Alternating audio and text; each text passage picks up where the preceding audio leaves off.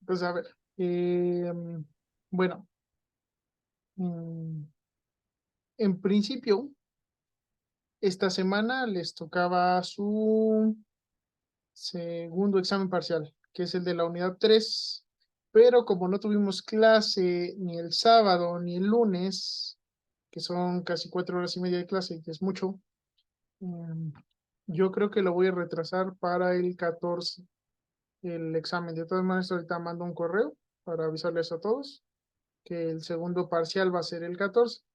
Ya está listo, está diseñado, va a tener una estructura similar al pasado que era en línea. También voy a estar yo conectado todas las 3 horas del examen, por si tienen alguna duda.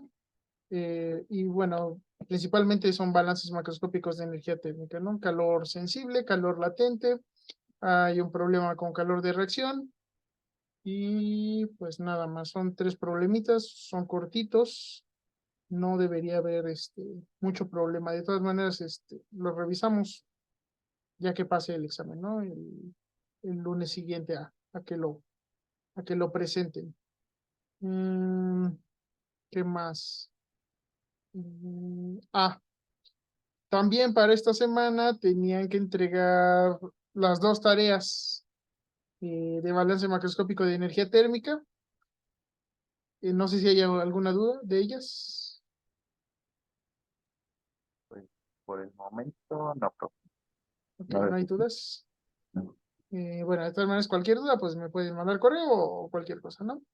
Eran para esta semana, pero pues no tuvimos clase el sábado y no tuvimos clase el lunes, entonces si hubiera dudas, pues nada más se las podría contestar el sábado, entonces la extendí para el 14, ¿no? A final de cuentas, no pasa nada porque esté abierta una semana más, eh, pero pues coincide con la entrega del póster resumen de la unidad 3, ¿no?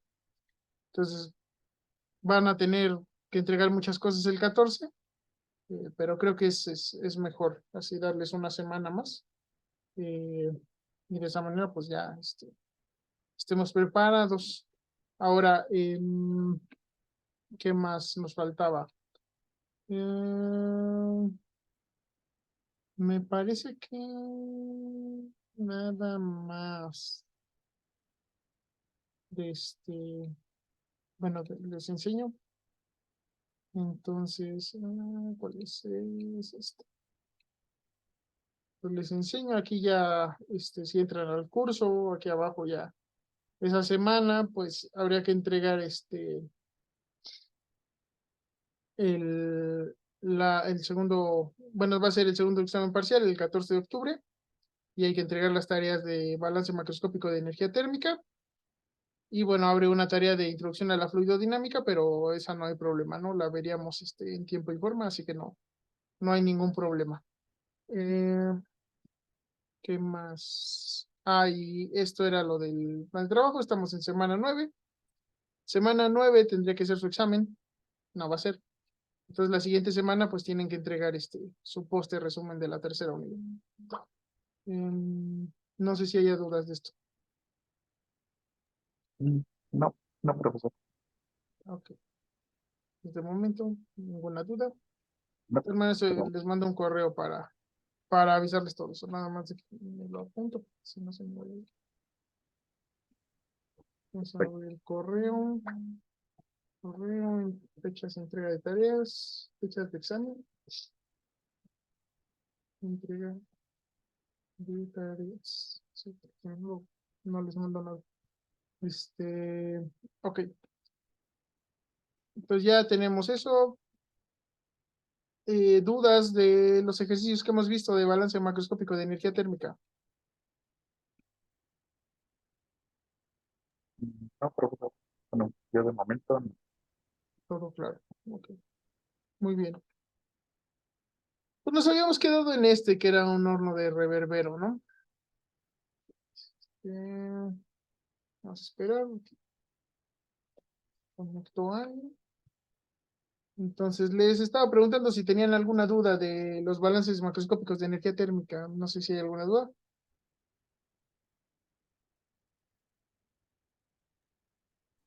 Ninguno. ¿No? Ok. Me veo. Pues a ver. Entonces, hicimos dos ejemplos. El primero en una temperatura de flama. Es uno de los balances más clásicos que hay de energía térmica. Tienen que saber hacerlo. Calcular temperaturas de flama. Les va a servir en algún momento, seguramente. Vimos otro donde se producía polvo de cobre mediante atomización. Es metalurgia de polvos. Bueno, una parte de la metalurgia de polvos, ¿no? Sería como producir la materia prima para después con metalurgia de polvos hacer una pieza final, que simplemente es tomar esas partículas, someterlas a temperatura y presión, y de esa manera las partículas difunden en la interfase unas de otras. Bueno, primero se deforman, ¿no? Para eliminar todos los resquicios que llegamos a tener. Luego difunden en la interfaz entre unas y otras y así se forma una pieza, ¿no? Metálica. Es un proceso de manufactura. Y ahora estábamos viendo un horno de reverbero y la clase pasada hicimos el balance de materia, primero que nada. Entonces les platiqué que el horno de reverbero es un horno cerrado que aprovecha mucho la radiación, tiene sus quemadores y un baño de metal líquido que nunca se vacía por completo porque eso acelera el proceso de fusión del resto de sólidos que le vayamos agregando, ya que como están totalmente rodeados por un líquido, la transferencia de calor pues se incrementa y entonces eso hace que se funda más rápidamente, ¿no? O sea, no solo se funde, sino que también si tiene una composición diferente se disuelve el material que vayamos agregando, ¿no? Entonces por ahí aceleramos el proceso, eso en conjunto con que es un horno cerrado, pues hace que sea muy eficiente, ¿no? Genera mucho. ¿Qué desventaja tiene? Que como los combustibles, o en este caso las llamas, que son los gases productos de la combustión, están en contacto directo con lo que sería el baño, hay baja eficiencia en el aspecto de que vamos a tener muy probablemente oxidación, entonces va a haber una formación de escoria y si no se controla bien esa escoria puede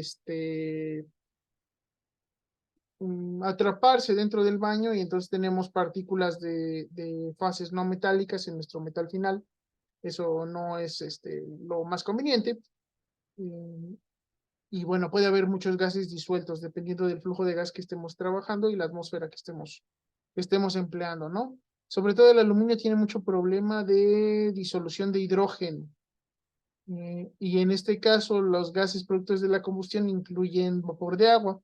El vapor de agua puede reaccionar con el aluminio para formar alúmina, que sería su óxido, sería la capa de escoria, y genera hidrógeno disuelto. Entonces, el aluminio producido por este método es mucho, se produce mucho, muy rápido. Hay flujos muy grandes de aluminio, o sea, podemos producir en gran cantidad, pero no va a ser la mejor calidad metalúrgica, ¿no? Por ahí a lo mejor tenemos que pasar por otro proceso de refinación dependiendo de qué queramos hacer. No sé si hay alguna duda de esta parte de la operación del horno de reverbero. Pues de momento no, profesor. De momento no. Ok. Entonces, ahí está esta parte sencillita. Y luego hicimos el balance de materia. Entonces, en el balance de materia les dije que estos son varios quemadores, pero que para fines de hacer los cálculos podemos considerar que es uno solo, ¿no? Simplemente pues va a ser el flujo total. Aquí en este caso pues, lo dividiríamos el flujo entre 4, por ejemplo, aquí en este esquema que tenemos 4, y el aire pues lo dividiríamos entre 4, pero al final por la estequiometría, como reaccionan cantidades similares de gas con metano, entonces el balance sería como un cuarto, pues por pura estequiometría pues se mantienen, ¿no? Las proporciones, entonces es lo mismo usar uno que calcular los 4 individuales, ¿no? Al final se pueden sumar. Sería como dibujar los 4 y meterlos adentro de un solo sistema, ¿no? Eh, y bueno, entonces calculamos nuestro balance de materia. El aluminio no estamos considerando en este caso reacción química. No vamos a tener pérdidas por oxidación, ni vamos a tener considerada el calor que se requiere para oxidarse por parte del aluminio. Entonces no tenemos no tenemos pérdidas, así que el balance del aluminio es sencillo en el aspecto de que lo mismo que entra es lo mismo que sale en masa. Y de los gases, pues sí tenemos el flujo de metano y el flujo de aire, lo cual nos permite calcular el flujo de gases de la combustión y combinado con el aire que entra junto con los lingotes cuando abrimos esta compuerta, pues podemos calcular cuáles son los gases de salida. Y para eso, pues, calculamos lo que es el flujo molar y la composición química de los gases productos de la combustión, que es a la salida de esto es con términos fuente, y y simplemente considerando lo que vamos lo que metemos de metano, que la reacción se lleva a cabo al 100%, que hay un exceso de oxígeno, entonces podemos calcular pues los flujos, ¿no? A la salida. Y luego sumándole el flujo de aire, pues podemos calcular el flujo a la salida de nuestros gases. Aquí lo dejé en moles porque como hay reacción química y queremos también calcular la energía de reacción, nos va a facilitar un poquito la vida después, pero podrían hacerlo en masa, ¿no? Perfectamente. Y no sé si hay alguna duda de esta parte.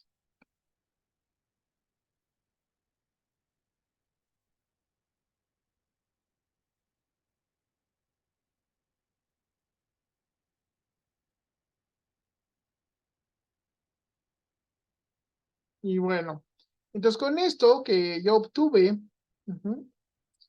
que es la composición de los gases a la salida del quemador y la composición de los gases de salida de nuestro horno de fusión, pues podemos calcular el CP de la mezcla. ¿Y se acuerdan cómo se calculaba el CP de una mezcla? O bueno, ¿cómo se estima el CP de una mezcla?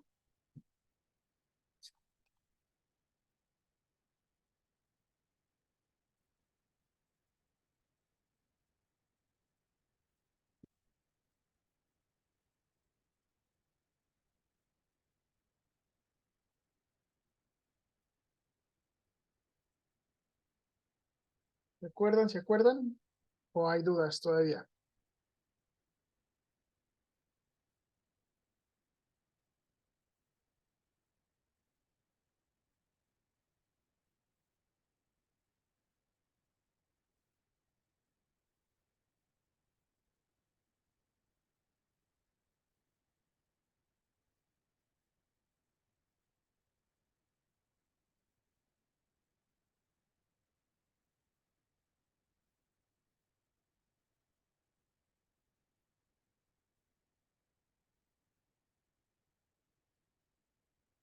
¿Dudas?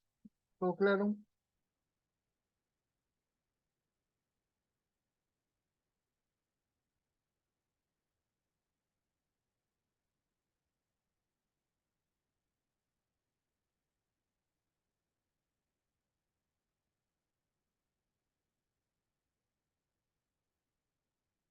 Bueno, por si hay dudas, déjenme veo dónde lo tenemos. Eso lo dejamos en... Ah, no, aquí está. Está en ese otro apunte. En el primero. Pues por si hay dudas, habíamos quedado que... no es este.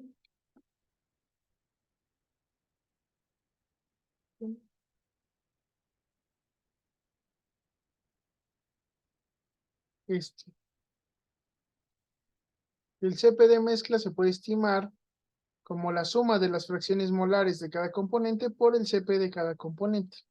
Entonces, para sacar este CP de mezcla, lo que yo hice fue multiplicar el CP del nitrógeno, que todos tienen esta forma en principio, que es A por BT más C, T a la menos 2. Entonces simplemente multiplican la fracción por cada uno de estos CPs y lo suman. Y entonces así obtienen el CP de la mezcla. ¿Ok? Tanto de los gases productos de la combustión como de los gases de salida. Pues vean que son muy similares. varían muy poquito.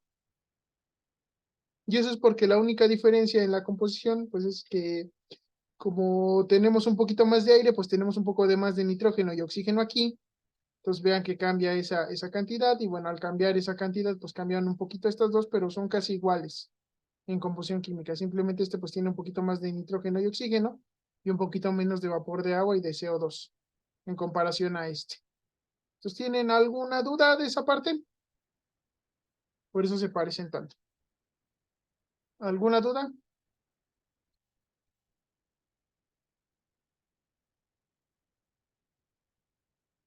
CP de mezcla, dominado.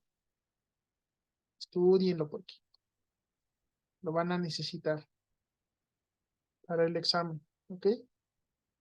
Entonces, dudas de esta parte.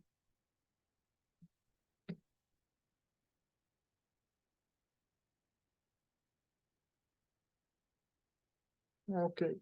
Bueno, ahorita que ya son más, les comento.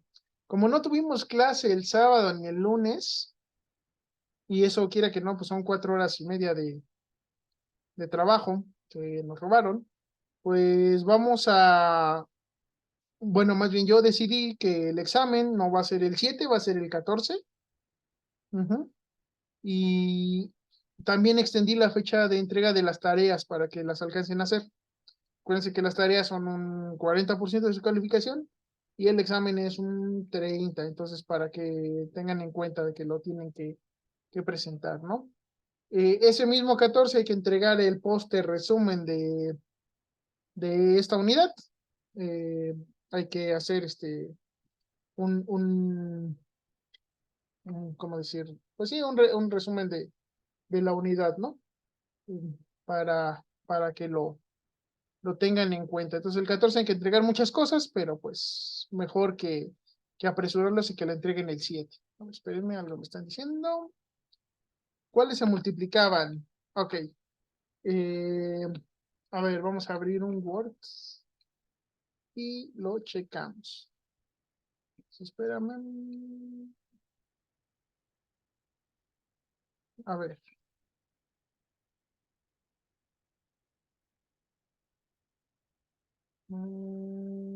Aquí. Entonces, a ver, el CP de una mezcla. ¿Cómo, cómo puedo estimar el CP de una mezcla? Entonces, a ver, ¿cómo le hago para estimar el CP de una mezcla? Este, Hay varias formas de calcular las propiedades de una mezcla. Una de las más sencillas, no quiere decir que sea la más exacta. Hay algunas otras formas de hacerlo, pero una de las más sencillas y que nos da un resultado relativamente bueno es hacer un promedio ponderado. Ponderado de las propiedades de la misma.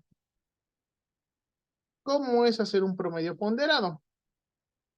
Eh, en este caso, vamos a suponer, ¿cómo sacan ustedes el promedio de algo en general? ¿Cómo obtienen el promedio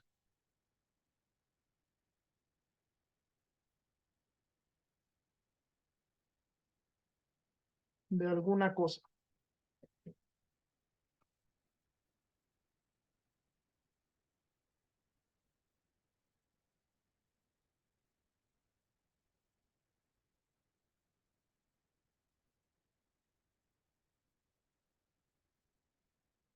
¿Cómo sacan un promedio?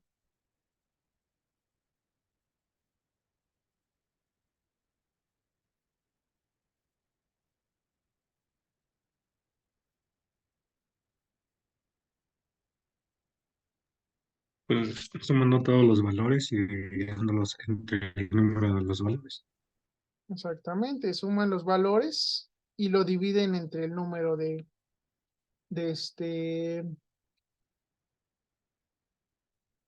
de datos que tienen, ¿no? en general, para obtener un promedio, se suman todos los datos y se divide entre el número de datos. Ajá. Entonces, normalmente, pues por ejemplo, si van a sacar el promedio de 4 datos, ajá, entonces toman su dato 1,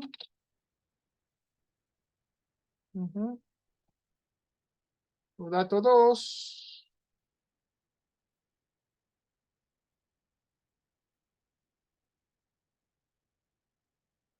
su dato 3, su dato 4,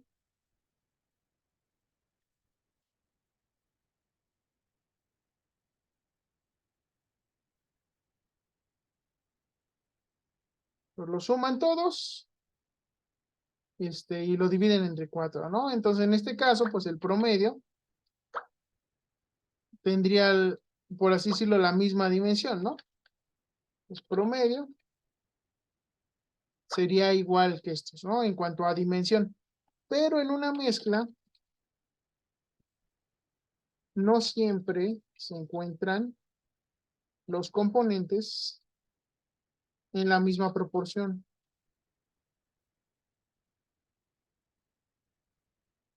Ujú.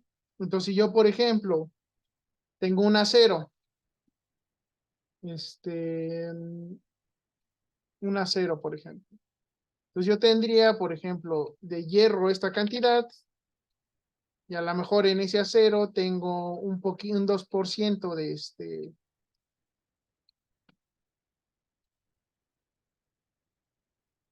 de carbón, o sea, aquí tengo un poquito de carbón,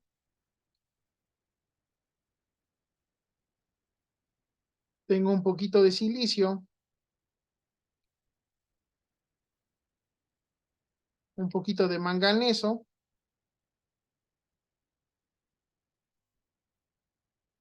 ujú. Vamos a hacer el manganeso un poquito más grande para que quepa. Vamos a poner que tiene un poquitín más de manganeso, ¿no?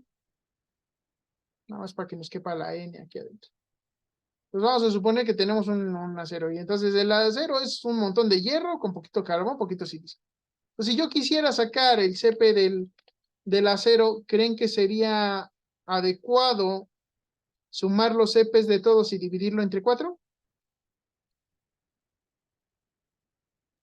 No, Pues no, porque entonces yo estaría como considerando que mi material está conformado casi totalmente por carbón, silicio, manganeso y en partes iguales con hierro. O sea, ahí el CP, el que más se acerca es el del hierro. Entonces, este debe tener mayor peso. Ujú. Conclusión, por ejemplo, en un acero, hay mucho más hierro que carbono, manganeso y silicio. Ajá.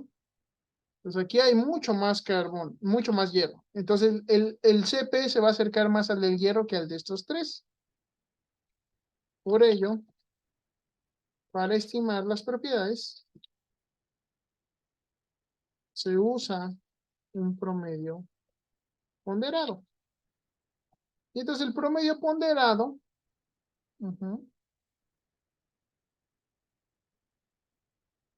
en este caso el que nos interesa es el CP, promedio, vamos a ponerle CP del acero, ¿ok? Que sería la mezcla, el CP del acero. Entonces yo no voy a poner, no voy a sumar o sea, lo que haríamos normalmente sería el CP del hierro, más el CP del carbono, más el CP del manganeso, más el CP de del silicio. Y todo eso entre 4 sería como lo haríamos con un promedio normal. Pero pues eso no me va a servir. Entonces lo que hacemos para ponderarlo, pues sería multiplicar todo, cada uno por la masa o por el número de moles, vamos a poner por el número de moles, de cada uno de los componentes de esta mezcla. Entonces voy a multiplicar por el número de moles de hierro, por el número de moles del carbono, por el número de moles de manganeso y por el número de moles del silicio. Entonces, ¿cómo sacaría el promedio con respecto al número de moles? Pues lo divido todo entre el número de moles de acero que tengo, ¿no? Entonces, de esa manera, a cada uno de estos CPs, pues le estoy dando o le estoy asociando el total de material que tengo, ¿no? La cantidad de sustancia que tengo de cada componente de mi mezcla. Entonces, por eso se llama promedio ponderado, porque yo estoy dándole un peso diferente o una masa diferente.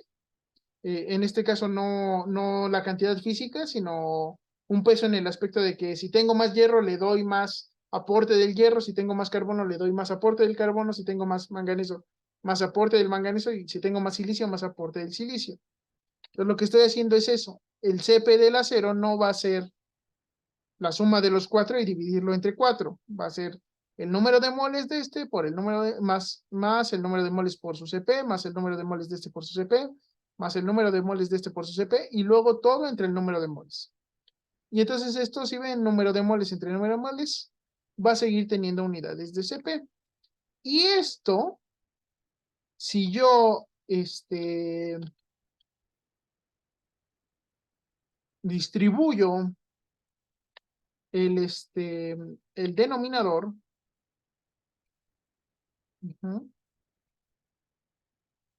si yo distribuyo el denominador,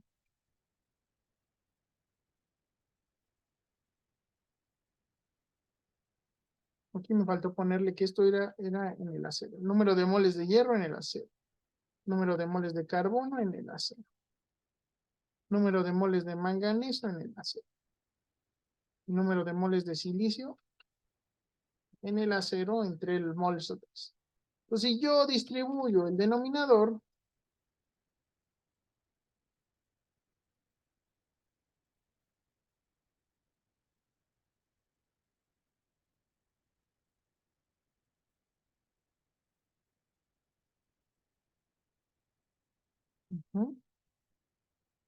si yo hago esto, ¿qué sería esto de aquí?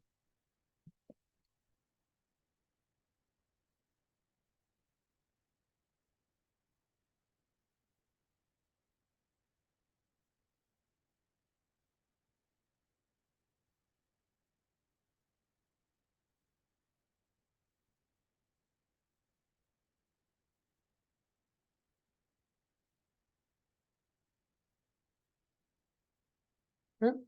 ¿Qué sería eso? Número de moles del componente I de una mezcla entre el número de moles de la mezcla.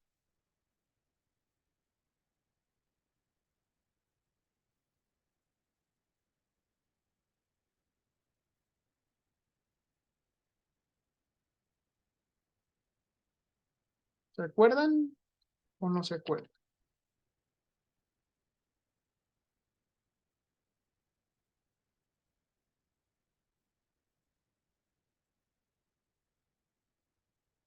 ¿Qué sería?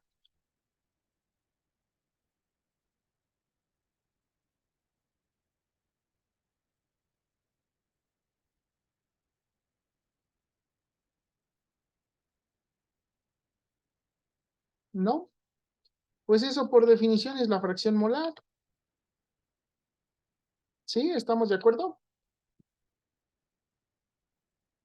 Eso es la fracción molar de hierro. Este sería la fracción mol de carbono. Este sería la fracción mol de manganeso. Y este sería la fracción mol de silicio. ¿Sí? ¿O no? No se ve.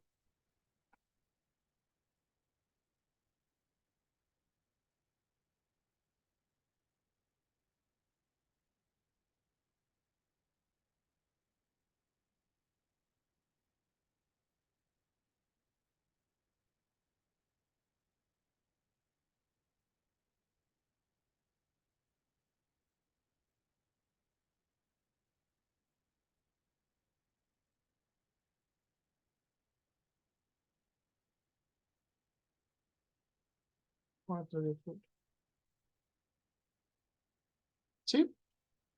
¿O hay dudas de esta parte?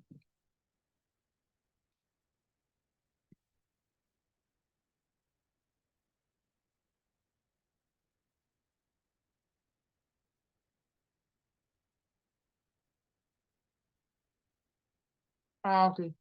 Ah, no, no te preocupes de que haya problemas de conexión. O sea, lo vamos checando. De todas maneras, pues se sube el video al final. Pues. Y bueno, entonces, en general, o de manera general, el CP de una mezcla se puede entonces calcular usando la siguiente fórmula. Y entonces sería el CP de la mezcla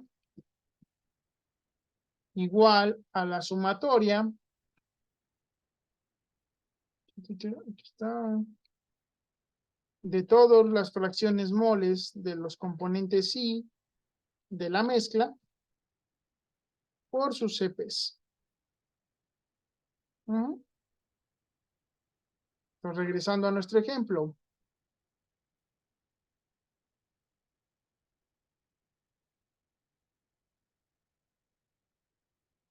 Regresando a nuestro ejemplo.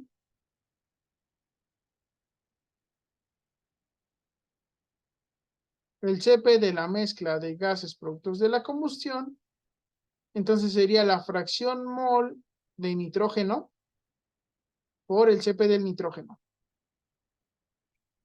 ¿Dónde están los datos? Aquí. Por el CP del nitrógeno. Más la fracción mol del oxígeno por el CP del oxígeno. Más la fracción mol del vapor de agua por el CP del vapor de agua. Más la fracción mol del dióxido de carbono por el CP del dióxido de carbono. ¿Ok? Entonces, ¿sí queda más claro ahora?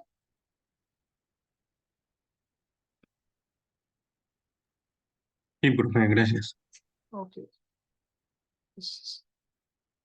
Entonces, ya tenemos los CPs.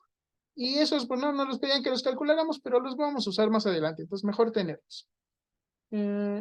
Bueno, lo del inciso B era, una vez obtenido el balance de materia, calcule las pérdidas de calor del proceso, tanto en el quemador como en el horno de fusión, mediante un balance de energía.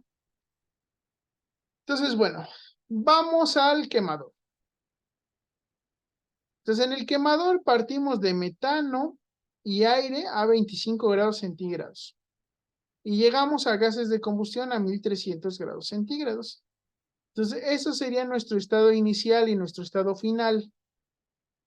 ¿Ok? Nuestro estado inicial es metano y aire a 25 grados centígrados.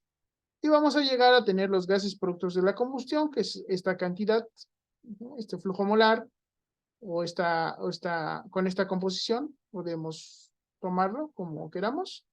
Pero bueno, tenemos esa mezcla de gases a 1300 grados centígrados. ¿Cómo llegamos aquí a aquí, sabiendo que la suma de nuestras entalpías va a ser igual a 0? Pues lo primero es que tenemos que plantear qué calores vamos a considerar. Aquí, como ya lo tenemos todo a temperatura de formación estándar, pues podemos calcular directamente el calor de reacción estándar. Con lo cual, pues calcularíamos el calor que libera la reacción química de combustión del metano. Entonces, de esa manera, pues tenemos nuestra mezcla de gases a 25 grados centígrados. Eso es solo considerando este calor. Luego, tenemos que calentar esos gases productos de la combustión. Desde 25 hasta 1300 grados centígrados tenemos los límites. Y en este caso hay pérdidas de calor, entonces hay que considerarlas. La suma de estos tres calores debe ser igual a 0. En eso se basa nuestro balance de energía. En que todos los aportes calóricos que vamos a tener en un proceso, pues nos van a sumar 0. ¿Sale? ¿Tienen alguna duda de esta parte, el planteamiento de los balances de energía? No, profe. Ok, pues ya lo planteamos y procedemos a calcularlos. Entonces, el primero es un calor de reacción. Pues simplemente es el número de moles o flujo molar por la entalpía de formación de los productos menos la sumatoria del número de moles por la entalpía de formación de los reactivos, ¿no?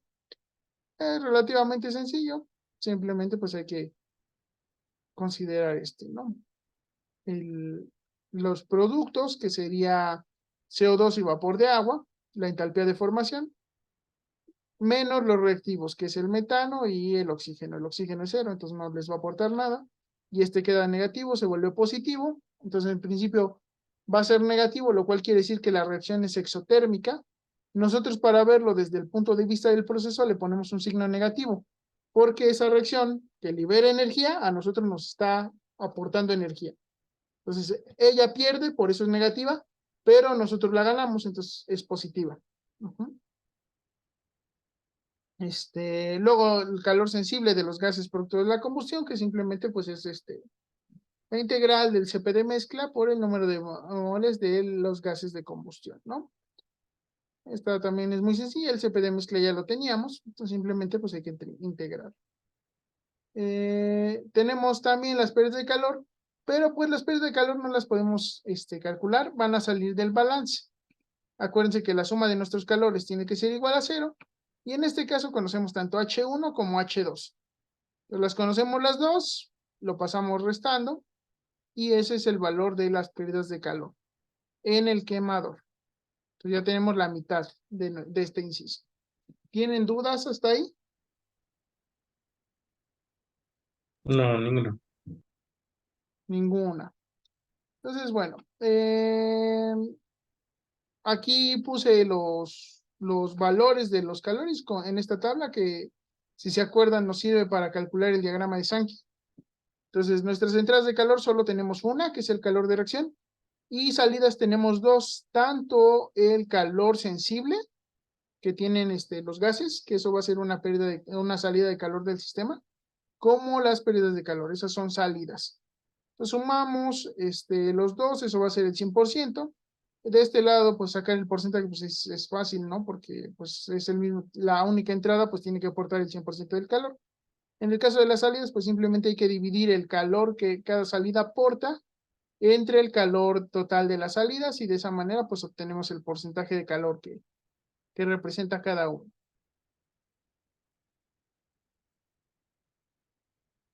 ¿Dudas aquí?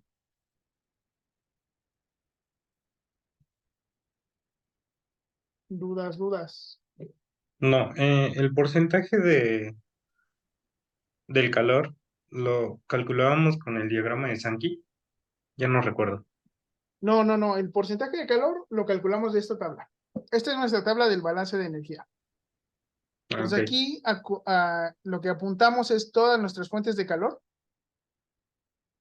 que en este caso son tres. H1, que es el calor de la reacción de combustión. H2, que es el calor sensible de los gases de combustión. Y HL, que son las pérdidas de calor. Entonces aquí tenemos que colocar nuestras fuentes de calor. En este caso, mi única entrada, primero apunté las entradas, pues es el calor de combustión. Entonces mi total de entradas pues va a ser nada más ese calor, ¿no? Entonces para sacar este porcentaje hay que dividir el calor de la entrada entre el calor total de las entradas por 100. Entonces aquí me va a dar 100, ¿no? Porque entre este es 1 por 100 me da 100. Luego, para la salida sí tengo dos aportes, ¿no? Aquí ya, por eso le puse aquí salidas. Entonces, salidas, tengo dos aportes. El H2, que es el calor sensible de los gases productos de la combustión. Entonces, es un calor que mi proceso pierde calentando gases. Entonces, por eso lo considero de esa manera, ¿no? Y las pérdidas de calor que vienen de que a lo mejor mi sistema no está muy bien aislado, en general ninguna máquina térmica ni ningún proceso que involucre transferencia de calor va a ser 100% eficiente, siempre vamos a tener pérdidas.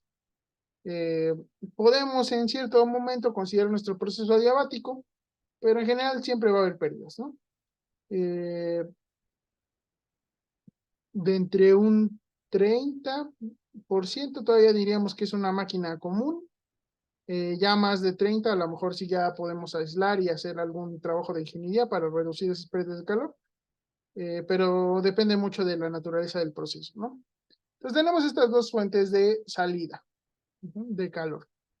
Entonces lo que voy a hacer yo es sumar el calor de ambas para obtener el calor total de salidas. Vean que es el mismo que el de entradas, pero con signo negativo. Eso quiere decir que mi balance cierra perfectamente, ¿no?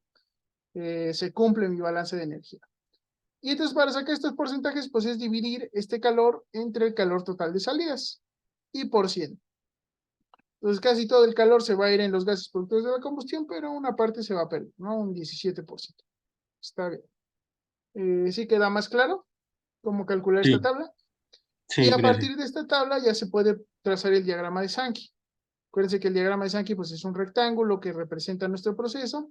Aquí solo tendría una flecha de entrada, que representa el 100%, y tendría dos de salida, una muy grande, que es el 85% casi, y una pequeñita, que es como el 15%. Entonces, el tamaño de las flechas tiene que ser proporcional al flujo de calor en el diagrama de Sankey. ¿Ok? Bueno, entonces ya hice el balance del quemador y me falta el balance del horno de fusión. Entonces aquí al horno de fusión pues van a entrar gases productores de la combustión, lingotes de aluminio y aire. Estos a temperatura ambiente, los gases a 1300. Y vamos a obtener aluminio fundido a 750 grados centígrados y gases que abandonan el horno a 800 grados centígrados. Entonces, mi entrada o mi estado inicial serían los lingotes y el aire junto con los gases de combustión. Ese sería mi estado inicial. Y mi estado final serían los gases junto con el aluminio. ¿Ok? Pues yo bajo y planteo eso. Entonces, de entrada yo tendría aluminio y aire a 25 y gases a 1300. Sería como la temperatura que tendrían mis flamas. Y la suma de todos los con la suma de todos los calores igual a 0, yo tengo que llegar a tener aluminio a 750 y gases a la salida del horno a 800 grados centígrados. Entonces, lo primero que yo haría sería calcular mi calor de los gases producto de la combustión. Para eso, pues los enfrío a temperatura ambiente y la suma de estos con el aire, pues me da los gases de salida. Entonces ya tendría los gases de salida a 25 grados centígrados.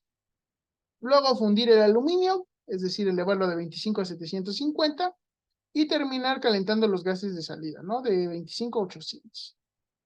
Aquí va a haber pérdidas de calor, entonces lo tengo que considerar para cerrar el balance. ¿Es alguna duda de aquí?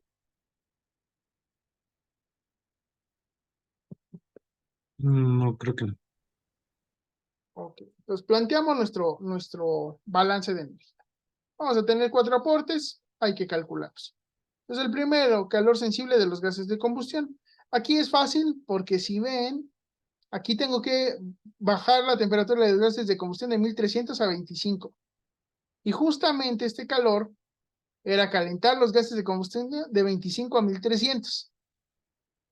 Entonces el cálculo pues simplemente me implica que yo tome el negativo del otro calor. Pues si aquí tenía yo una salida del quemador de 159.687 kilocalorías por hora, pues mi entrada al horno de fusión pues va a ser el inverso de eso, ¿no? Va a ser lo mismo pero positivo. No inverso, o sea, lo mismo pero con el signo contrario, positivo. ¿Sí se entiende esa parte? Sí, Ok. Luego fundir el aluminio. Aquí tenemos que considerar el calor sensible de 25 a 660, que es la temperatura de fusión del aluminio. Entonces tomamos el CP del aluminio fundido, diferencial de temperatura. Es ay, ¿cómo se llama? Es un calor sensible. Luego tenemos un calor latente, que es la fusión. Va a cambiar de fase, el aluminio sólido va a pasar a ser líquido. Y terminamos con el calentamiento del líquido. Desde 660 hasta 750, que es la temperatura a la que sale del horno de reverbero, ¿no? Calculamos, aquí le puse un signo negativo porque quiero verlo desde el punto de vista del proceso, no desde el punto de vista del aluminio. Entonces, calor que el aluminio va a ganar, pero que yo le estoy suministrando, por eso me da negativo. ¿Sí se entiende? sí, sí, sí. Entonces, yo pierdo calor para que el aluminio se funda. Digo, yo siendo horno de reverbero, ¿no? Luego, los gases a la salida del reactor, que esto sí sería la suma de los gases de combustión más el aire que está entrando. Y en este caso, pues simplemente 298 a 800. El CP de mezcla de los gases de salida, diferencial de temperatura.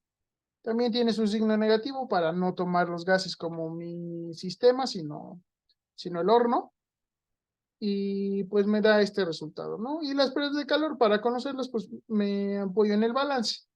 Ya conozco H1', H2' y H3', nada más me faltan las pérdidas de calor. Entonces, la suma de estos tres va a ser el negativo de las pérdidas de calor. Y otra vez lleno mi tabla de resultados. En este caso, mi entrada otra vez es 1. Es el calor que viene de los gases, producto de la combustión, o sea, el calor que tienen las llamas. Es el 100%. Entonces, entre este da 1%, pues me da el 100%. Y tengo tres salidas. La primera salida corresponde a el calor que estoy aprovechando para fundir el aluminio. Esta debería ser mi salida más importante y la que tenga mayor peso, si quiero que mi sistema esté trabajando bien, ¿no? Yo buscaría que casi todo el calor se aprovechara en eso, en fundir el aluminio. No siempre es posible, hay veces que no se puede, pero yo esperaría, si fuera el ingeniero a cargo de ese horno de reverbero, que este fuera pues mi mayor aporte calórico. Tengo H3, que es el calor que queda remanente en los gases a la salida del horno de reverbero, y tengo las pérdidas de calor. Entonces, el total de salida sería la suma de los tres. Si ven, es igual que el total de entradas, entonces o sea, se cumple el balance, se cumple el balance, dado que las entradas son iguales a las salidas. Entonces, la suma de todos los calores es igual a cero. Mi balance de energía se cumple. Y los porcentajes, pues, es el calor de cada aporte entre el calor total de las salidas, ¿no? En este caso, yo les decía que yo quería que este fuera el más grande.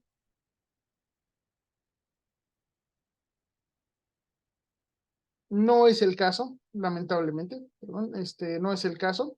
Tenemos solo un 25% de eficiencia energética, y de hecho menos incluso, ¿no? Porque perdemos también calor en el quemador, entonces todavía mi eficiencia es menor. Eh, y bueno, tengo casi todo mi calor pues está yendo en los gases producto de la combustión. Pues ahí las pérdidas por pérdidas de calor con el exterior no son muy altas, pero pues ahí son los resultados, ¿no? ¿Tienen alguna duda? Yo no, profe. Y entonces con estas dos tablas, esta y esta de acá arriba, puedo trazar mi diagrama de Sankey. Entonces del quemador le entraba todo el calor de reacción, salen los gases producto de la combustión, que justamente es la misma cantidad de calor que entra al horno de reverbero. Entonces por ahí podemos conectar. Tenemos un 17% de pérdidas en el quemador. Y luego en el horno de reverbero, pues hay una parte que sale en fundir el aluminio, que es este H2. Hay una parte de pérdidas del 17% y el 60% es el gas, el calor remanente sensible que le queda a los gases propios de la combustión. Entonces, ¿tienen alguna duda?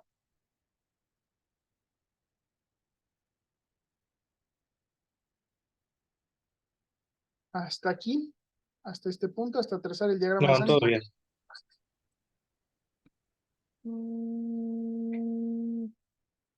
Ok, y aquí pues hice una recopilación del diagrama de Sankey.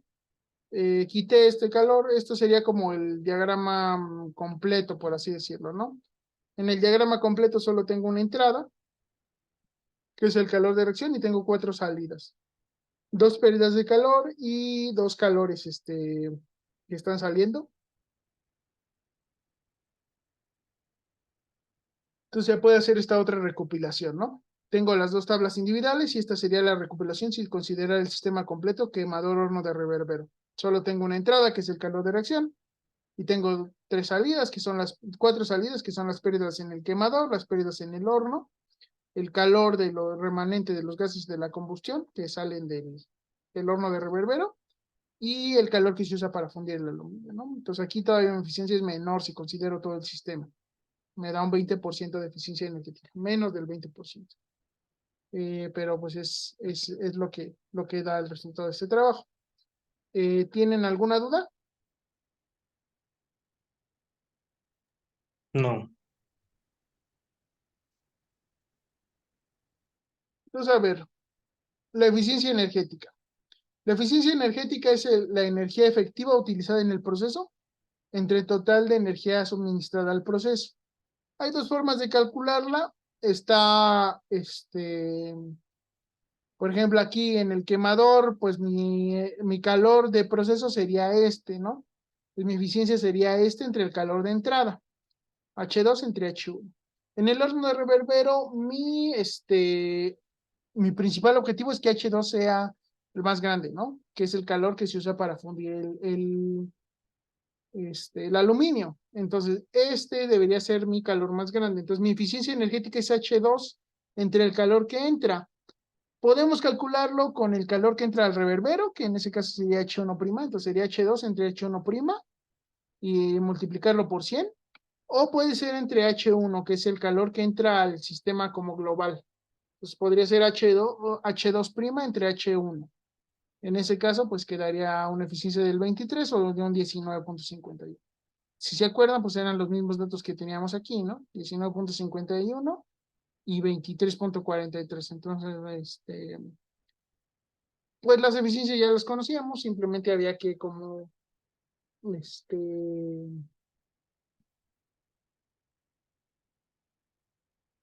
había que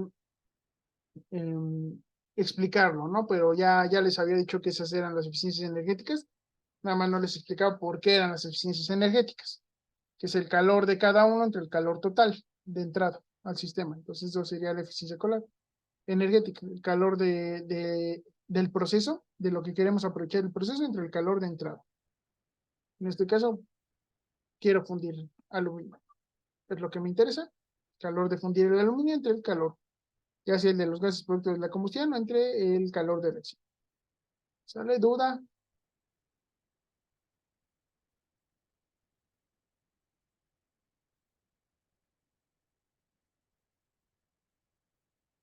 ¿Dudas? No, creo que no. ¿No? Ok. Entonces ya calculamos eficiencias energéticas. También podemos comprobar el porcentaje de producción, que sería el flujo másico entre el flujo másico producido originalmente, ¿no? Esto, ¿por qué lo vamos a hacer? Porque como vimos, mi eficiencia es muy bajita. Entonces, esta sería como nuestra condición base, que opere en estas condiciones. Operando en esas condiciones, yo tendría un porcentaje de producción del 100%, porque son mis condiciones originales. Pero le voy a hacer modificaciones con la finalidad de incrementar la eficiencia energética y ver si eso mejora mi porcentaje de producción. Entonces, lo primero que podríamos hacer es reducir o aumentar el calor, aumentar el aislamiento de los sistemas y reducir las pérdidas de calor. Entonces, aquí se puede considerar que si se reducen las pérdidas de calor un 25%, podríamos como redirigir ese 25% de pérdida de calor hacia el calor de proceso, ¿no? El producto del que estamos haciendo la producción, en este caso de aluminio. El calor de fundir el aluminio lo podemos incrementar la cantidad de calorías que nosotros redujimos en las pérdidas. Haciendo eso de esa manera, pues cambia la cantidad de calor del proceso. Vamos a suponer que en ese caso lo único que va a cambiar es el flujo másico de aluminio, que vamos a mantener todo el proceso funcionando de tal forma que siga trabajando de esta manera, ¿no? Que el aluminio siga estando a 750, a partir de 25, que los gases de salida estén a 800, que el aire entre a 25, los gases de combustión a 1300 y que el metano y el aire sigan partiendo de temperatura ambiente con este balance estequiométrico. Pues considerando que todo esto se mantiene fijo, yo puedo hacerle alguna modificación que me permita ver si mejora o empeora el desempeño de mi proceso. Entonces, la primera idea es aislar el horno y aislar el quemador, ¿no? Aislar un poquito más. Entonces vamos a partir de aislar el horno, yo lo aíslo un 25% extra, y si lo hago bien, ese calor va a pasar de ser el calor que sale en los gases de salida a salir, o bueno, más bien el calor de las pérdidas, que eran como un 17%. Entonces, en lugar de tener calor de pérdidas de calor, pues voy a tener este calor para fundir el aluminio. voy a considerar que se mantienen las temperaturas con el objetivo de que lo único que cambie sea la masa de aluminio fundido que estoy procesando para los fines del ejemplo, ¿no? Entonces, dicho eso, que lo único que va a cambiar son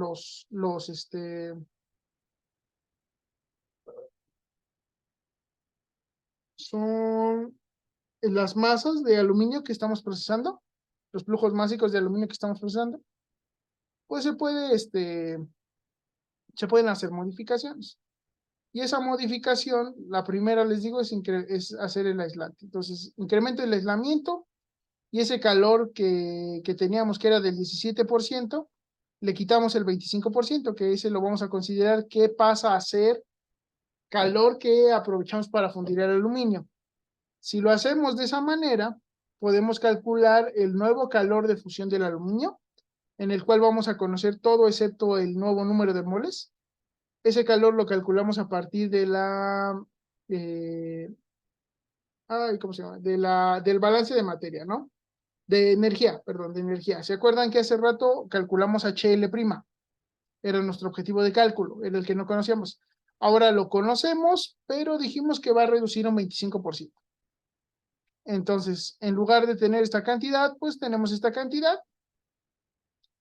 Y el resto no vamos a considerar ni que se use en calor que sale con los gases de producción, ni en el calor que vienen de los gases de la flama, del quemador.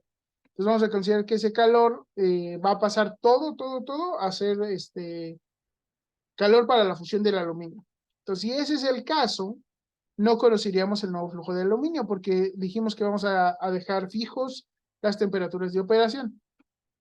De esa manera, pues, yo puedo calcular esta parte de aquí adentro de los corchetes. Conozco todos los datos, conozco el CP del aluminio sólido, los límites de temperatura, la lambda de fusión del aluminio.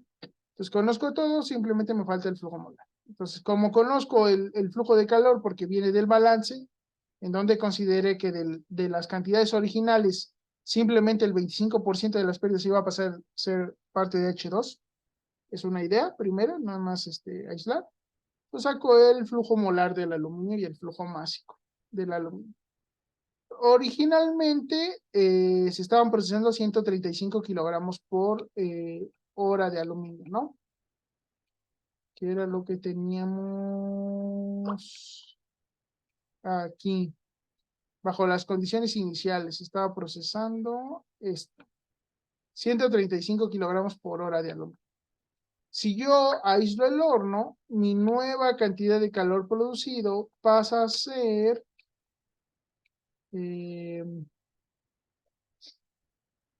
más bien mi nueva cantidad de calor absorbido por el aluminio pasa a ser 43.999 kilocalorías por hora, y eso se traduce aunque incrementa mi flujo molar de aluminio y por lo tanto mi flujo másico a 158.76. Entonces ahí le incrementamos un poquito lo que sería la cantidad de aluminio que estamos produciendo. Si yo redibujo o yo reconsidero mi tabla, ahora las pérdidas de calor van a ser un poco menores. En lugar del 17 es un 10% en el horno. Voy a incrementar la cantidad de calor que corresponde a lo que es la fusión del aluminio, un 22, o casi un 23%. Y el calor que se va en los gases producto de la combustión pasa a ser solo del 50% en lugar del 60%. Entonces la eficiencia mejoró, pero pues no es suficiente, ¿no? No sé si tengan alguna duda de esto. Y bueno, mi diagrama de Sankey pues se modifica un poquito, ¿no? Simplemente crece H2 y baja H3. Y HL también se hace más chiquito. Entonces, ¿dudas de esto? No, todo bien. ¿Todo bien? ¿Seguros? Que todo en orden. Entonces, mi eficiencia energética ahora van a ser esos 4.300 entre el total de entrada, ¿no? Entonces, en lugar de un 19%, 23%. Subió. No mucho, pero subió. Y mi producción subió a ser un 117% de la original de 135. Ahora son 160. ¿Ok? ¿De acuerdo todo? Sí. ¿Qué porcentaje tendría que ser para que lo consideráramos energéticamente eficiente? Depende mucho del proceso, porque tenemos una limitante que es el equilibrio térmico. Yo, por ejemplo, me gustaría que estos no tuvieran calor, ¿no? Y este calor que tienen los Ah, gases es porque tienen una alta temperatura. Yo no los puedo enfriar más porque entonces mi aluminio se solidifica. Ujú. Entonces, por ahí yo tengo una limitante. Así que este proceso a lo mejor ya es lo más eficiente que tenemos en ese aspecto. Ujú. Normalmente una eficiencia de una máquina térmica está alrededor de un 60, 70%, así las más eficientes. Un 30% de pérdidas está todavía bien.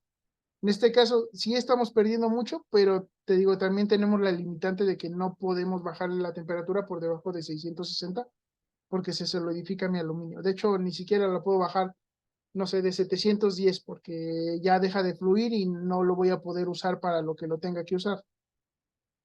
Entonces, pues depende del proceso, pero si te digo, una máquina térmica normal, un 70%, 60%, ya estamos hablando de una muy buena eficiencia.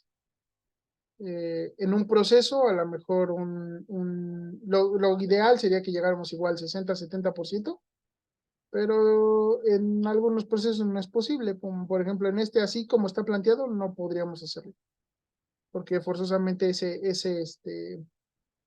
yo lo aislara perfectamente y no dejara salir nada de calor, de todas maneras no podría incrementar mucho. Entonces, por ahí, ¿hasta qué punto yo puedo gastar en aislar más mi horno si no voy a tener un incremento real en la eficiencia?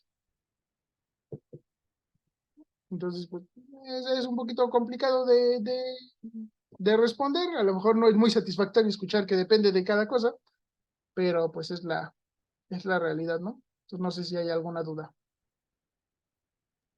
no, todo bien. Gracias. Muy bien. Entonces decía, en este caso estoy muy limitado porque los gases pues van a estar ahí calientes y van a sacar calor, ¿no? Entonces en este caso pues con esa modificación llegamos a esto. Es una buena primera idea, ¿no? Para eso nos sirve el diagrama de Sankey. El diagrama de Sankey nos sirve para analizar nuestro sistema y hacerle modificaciones para mejorar el desempeño. Ujú. Nos da información gráfica o visual de eso, de cómo se está comportando el sistema. Entonces, la otra modificación que se puede hacer es reducir la cantidad de aire que va a entrar, porque tenemos un 50% de exceso. Es mucho aire de exceso, entonces a lo mejor lo podemos reducir un poquito a 130%, a un 30% de exceso únicamente. Ese exceso, al no estar, nos va a permitir que el calor necesario para calentar los gases producto de la combustión se reduzca, porque ya no va a ser tanto flujo de gas, ya no es un 50% extra, es un 30% extra, entonces no es tanto flujo de gas, gastamos menos calor en calentarlo, pero tenemos un problema, que si bajamos mucho el exceso, la combustión no va a ser completa. Y eso, además de que es peligroso porque podríamos llegar a tener alguna combustión en un lugar donde no queremos que haya una combustión, uh-huh, eh, también puede que si no sea completa, pues en lugar de incrementar la temperatura del flama, la reduzcamos. Entonces por ahí hay que tener un balance, ¿no? ¿Qué tanto le puedo bajar el contenido de oxígeno a mi flama? Ahí en ese caso hay un concepto interesante que es las llamas oxidantes y reductoras, uh-huh, que se usa mucho en los procesos. Las oxidantes son las que tienen exceso de oxígeno. Esas llamas oxidantes típicamente son un poquito más calientes, se busca que sean un poquito más calientes, pero al tener oxígeno libre, pues pueden oxidar el metal. Las reductoras no tienen una combustión completa. O sea, ahí se busca que el oxígeno no esté en exceso, sino que esté por debajo de la cantidad estequiométrica. Y entonces tenemos gases, hidrocarburos que originalmente se quemarían, que ahora son gases reductores. Entonces ese gas va a reaccionar con el oxígeno que tengamos en cualquier lado y pues lo va a reducir, ¿no? Eso es una llama reductora. En este caso vamos a seguir trabajando con una llama oxidante y le reducimos un poquito el exceso. Volvemos a hacer nuestro balance de materia. Entonces vean que originalmente aquí teníamos 15.6 mol de kilogramo mol por hora en los gases productos de la combustión. Ahora lo bajamos a 13.38. Sí se redujo bastante. Y a la salida de nuestro sistema total, pues también se redujo, ¿no? Simplemente, pues aquí se le suma el aire que entra por la carga de los lingotes. Entonces, si yo hago esa modificación, va a cambiar el CP de la mezcla de gases y entonces va a cambiar el calor sensible de los gases de combustión. Ajá. El calor de reacción de combustión no va a cambiar porque reacciona lo mismo. Vamos a suponer que bajo estas condiciones sigue reaccionando el 100% del metano, ¿no? Entonces simplemente va a cambiar el calor sensible de los gases de combustión.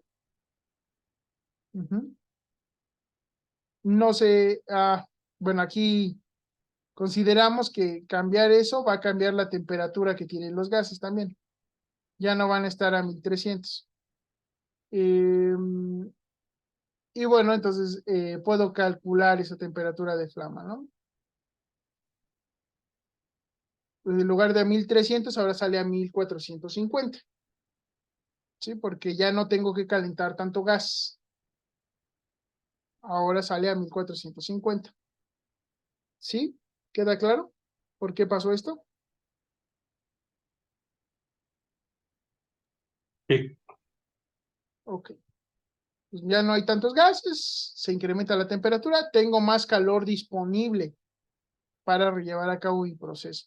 Entonces ahora los gases a la salida, vamos a suponer que salen a 800 todavía. En ese caso sí puedo calcular este H3. Y aquí lo que me faltaría calcular es el H2. Vamos a suponer que las pérdidas se mantienen constantes como las teníamos originalmente, ¿no? 17%, me parece. Entonces dejamos las pérdidas de calor fijas y ese calor extra que estamos metiendo en el quemador, pues se va a ir todo a fundir aluminio. Entonces, si suponemos eso, otra vez no conocemos el flujo molar de aluminio, pero conocemos cuánto vale el calor a partir del balance y entonces puedo calcular el nuevo flujo másico de aluminio, ¿no? 174.60. Y entonces ahí mi eficiencia energética pasa a ser de un 25%, subió, y mi producción a un 130% casi. Pues aquí un poquito se modifica otra vez. Las pérdidas de calor, si ven aquí, siguen estando del 17%. Se mantuvieron, bueno, no se mantienen porque cambió la entrada de calor, ¿no? Entonces por eso se ve que se redujeron, pero se mantiene la cantidad. Si este valor va a permanecer fijo, era como el que teníamos originalmente. El porcentaje bajó, pero porque ahora tenemos más calor disponible. Entonces, exceso de calor disponible se va a ir a la fusión todo. Vamos a suponer que se va toda la fusión y de esa manera, pues, tenemos nuestro proceso más eficiente y con mayor producción. ¿Ok? Pero si aquí dejamos fijas estas pérdidas. 26.335. Que si se ven son las pérdidas originales.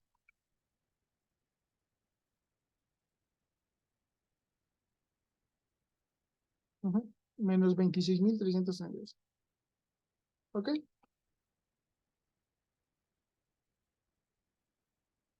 Entonces, no sé, ¿tienen alguna duda? No, profe, todo bien. Todo bien. Ahora, bien, bueno, aquí exploré un poquito qué pasaría entre estos dos límites, cuál sería la temperatura que alcanzan los gases, suponiendo que el flujo de gas no se va a modificar, simplemente va a cambiar la temperatura. ¿Cuál sería el flujo másico de aluminio, no? ¿Cómo va cambiando? Con el exceso de aire. Ven que más exceso de aire da un flujo menor de aluminio y también da una temperatura de los gases menor, ¿no? Entonces esto nada más es el porcentaje de producción también se reduce conforme se incrementa el exceso de aire, suponiendo que logramos mantener las pérdidas de calores constantes, ¿eh? Esto sí lleva mucha suposición, ¿no? El anterior estábamos suponiendo que todo el calor del aislamiento se iba al aluminio. En este estamos suponiendo que todo el calor que nos ahorramos en el calentamiento de los gases se va a ir al aluminio también. O sea, estamos considerando que el calor del aislamiento se va a mantener constante. ¿Ok? Pero estas son simplemente gráficas de control para que las presenten y entonces ahí ya decidan, ¿no? En qué condiciones de operación se va a manejar. Ahora, si ven, en mi diagrama de Sankey sigue siendo más grande este. Entonces, ¿qué sería lo ideal para poder aprovechar ese calor? Pues redirigirlo. Y en este caso, la idea pues sería conectarle un intercambiador de calor a esos gases para precalentar el aluminio que entra al horno de fusión. Y de esa manera, pues, hacemos un poquito más eficiente, aprovechamos ese calor que todavía nos queda. Esto no va a alcanzar a fundir el aluminio, pero sí nos va a ayudar a calentarlo, a ponerlo calientito para que cuando entre al horno se funda más. Entonces, en ese caso, pues hay que volver a plantear las cosas un poquito, ¿no? Pero pues ya casi acabamos. Bueno, quedan 15 minutos, ¿nos dará tiempo de verlo? Es que Yo no, creo que sí. no, sí. Mm. Así que ya es un poquito más largo, pero Y vamos a avanzarle y vamos hasta dónde llegamos. ¿Ok? Entonces, bueno, aquí tendríamos ahora 3 sistemas, ¿no? Este no lo vamos a modificar, vamos a considerar que se queda tal cual, el quemador, ¿no? Pero el horno de fusión y el intercambiador de calor sí sufren una modificación. Y es que al horno de fusión ahora el aluminio entra precalentado. Entonces, si se acuerdan, como lo teníamos originalmente, esto estaba a 25 grados centígrados. Ahora está a la temperatura de precalentamiento. sí, Entonces, tendríamos que considerar ese calor, ese aporte calórico, no lo teníamos antes. Entonces, vamos a considerar que ahora lo tenemos. Uh-huh. Y lo demás permanece tal cual, ¿no? Enfriamos los gases de combustión, fundimos el aluminio, calentamos los gases de combustión y tenemos las pérdidas. Pues aquí nada más le agregamos el H4. Lo demás se mantuvo tal cual. Y además tenemos el balance para el intercambiador. En el intercambiador entran los gases a la salida 800. Entonces mi primera fuente de calor va a ser enfriarlos. Vamos a calentar esos gases de salida a la temperatura de precalentamiento y el aluminio también a la temperatura de precalentamiento.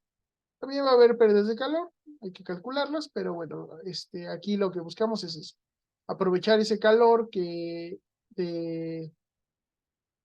tenemos de los gases para calentar los lingotes y de esa manera pues tener aquí una entrada de calor extra que nos ayude a que el proceso sea más eficiente.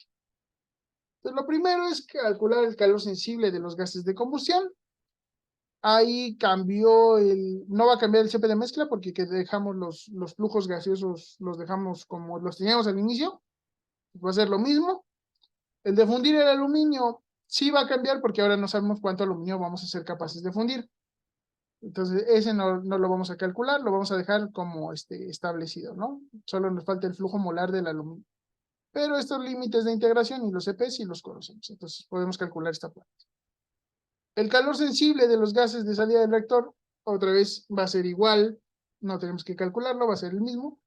Y las pérdidas de calor también las vamos a dejar constantes. Solo nos faltaría el calor sensible del precalentamiento del aluminio. No sabemos cuánto aluminio vamos a procesar, ni qué temperatura va a alcanzar. Entonces, simplemente lo dejamos estimado y nos va a quedar esta ecuación, ¿no? Entonces, el balance de energía va a tener 2 incógnitas. La temperatura de precalentamiento que alcanza el aluminio y el flujo molar del aluminio, ¿no? Entonces aquí lo ordené un poquito y nos queda de esta manera la ecuación, ¿no? Entonces tenemos una ecuación con 2 incógnitas.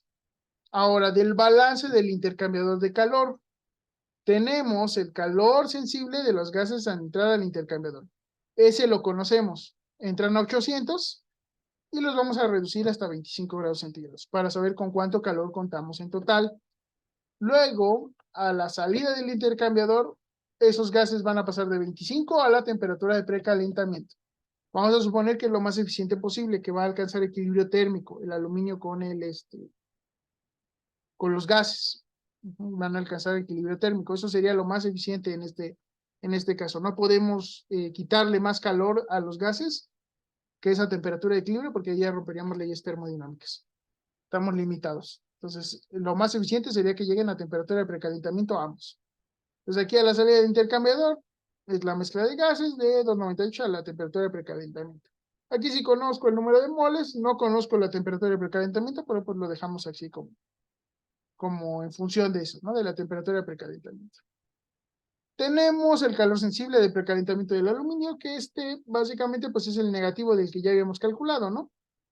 ¿Se acuerdan que están conectados los dos sistemas? Entonces esta flecha que sale de aquí pues es la misma que entra aquí, entonces el calor que sale aquí es el mismo calor que entra aquí. Entonces va a ser el mismo pero con signo contrario. Va a ser el mismo pero con signo contrario. Aquí está. Y bueno, vamos a considerar que el intercambiador pues tiene 10% de pérdidas de calor.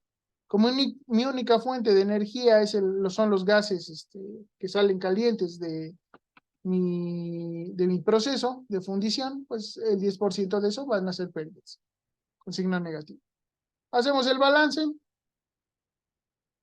simplificamos, agrupamos términos semejantes y me queda esta ecuación que depende de dos incógnitas, temperatura de precalentamiento y número de moles de aluminio.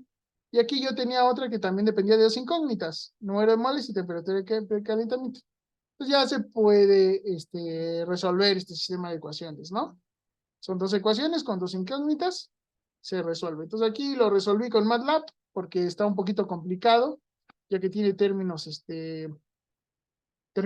cúbicos y términos que van multiplicando el cubo de una variable con la otra variable. Entonces es un poquito complicado, así que hice este codiguito, lo resuelve rápido y me da estas raíces, ¿no? Entonces de aquí tengo que elegir cuáles son las correctas.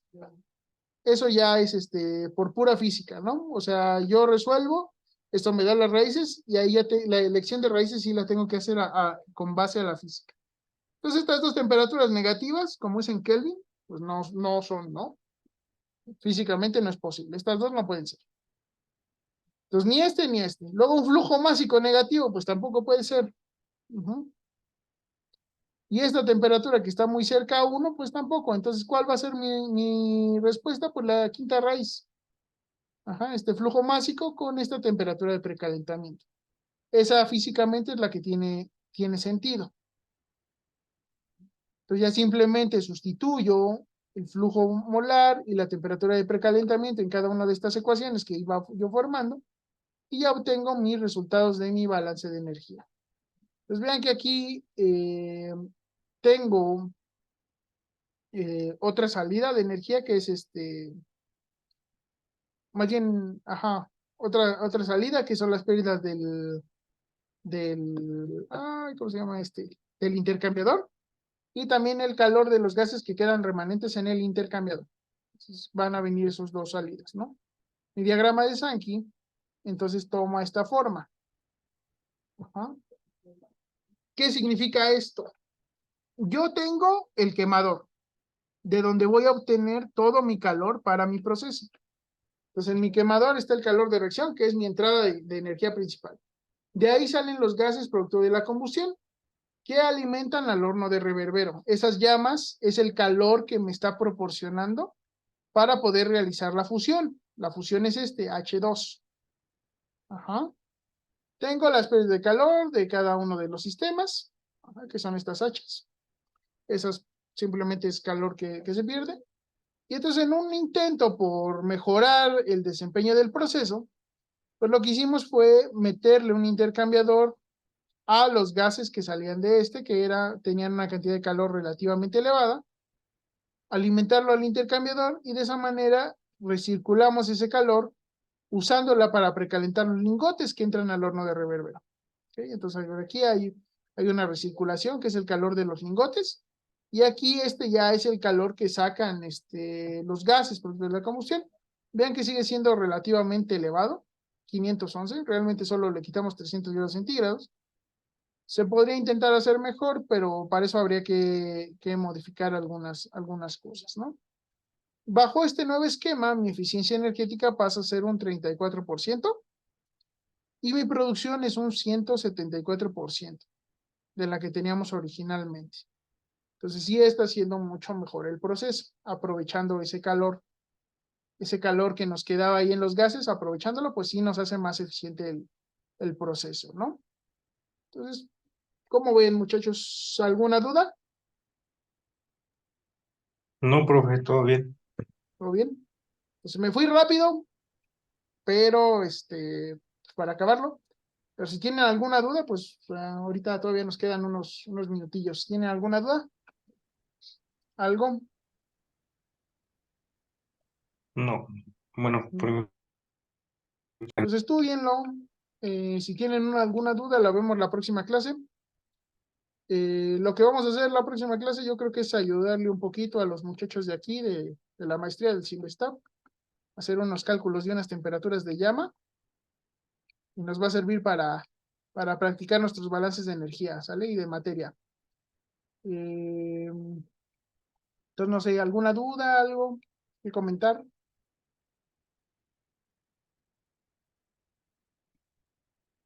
De las fechas, del cambio de las fechas de examen, todo claro, ¿están de acuerdo? ¿Quieren su examen esta semana? ¿O si se esperan a la que sigue?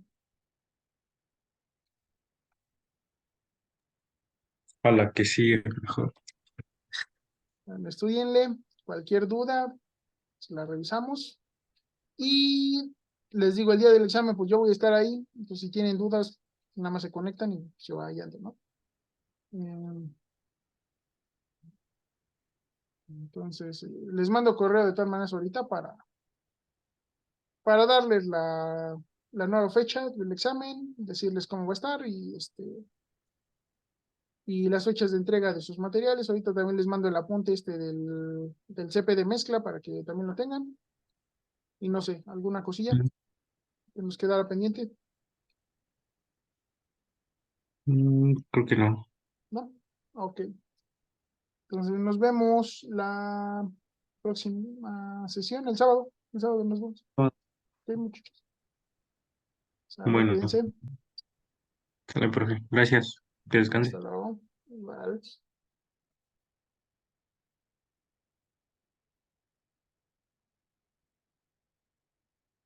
Vámonos.